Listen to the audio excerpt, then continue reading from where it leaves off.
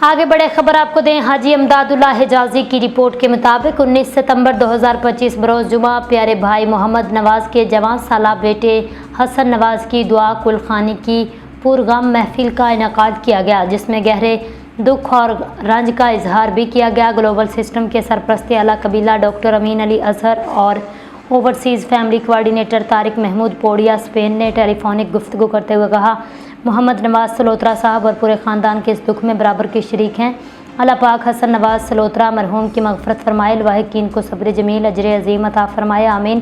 اس موقع پر global central family coordination system کے اعلیٰ عہدیداران اور چنیوٹ کابینہ کے ذمہ داران نے خصوصی طور پر شرکت کی۔ شریک ہونے والے معزز عہدیداران میں شامل تھے نائب سرپرست اعلیٰ جناب شیخ انار علی، نائب سرپرست اعلیٰ ملک محمد جہانگیر، سیکریٹری جنرل محمد نواز شاکر، مزید برآں ضلعی عہدیداران میں محمد اسلم کوروٹانہ، محمد اقبال، محمد خالد ریٹائرڈ واپڈا اور دیگر اراکین بھی شریک ہوئے۔ شرکاء نے مرحوم کے والد محمد نواز، بھائیوں، چاچاؤں، کزنز اور برادری کے دیگر افراد سے دلی ہمدردی اور تعزیت کا اظہار کیا۔ کہا گیا، حسن نواز کی ناگہانی موت ایک ایسا صدمہ ہے جو کبھی نہیں بھر سکے گا۔ پوری برادری کے خواب اور امیدیں جو حسن نواز کی نسبت سے وابستہ تھیں وہ آج بکھر گئے۔ محفل کے اختتام پر تمام شرکاء نے مرحوم کے اصالِ ثواب کے لیے اجتماعی دعا کی اور اللہ تعالیٰ سے دعا کی ہے وہ حسن نواز کو جنت الفردوس میں اعلیٰ مقام عطا فرمائے، اہل خانہ کو یہ صدمہ برداشت کرنے کا حوصلہ عطا کرے، آمین۔